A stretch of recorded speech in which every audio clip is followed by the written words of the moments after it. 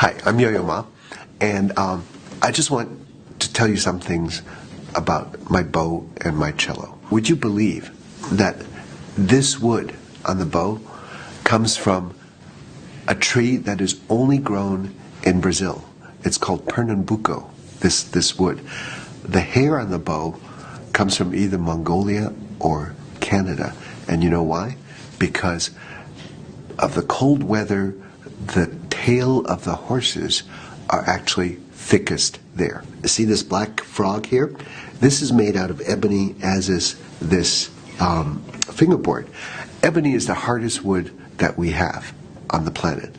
Only comes from one place, Africa. But now I'm going to play you something that is a very special piece to me, because this is a piece that one person played often because he was fighting for freedom when there wasn't any in his country. So this is called Song of the Birds. Hear the bird there.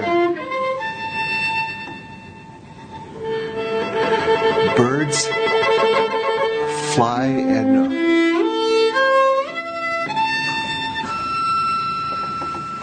are free.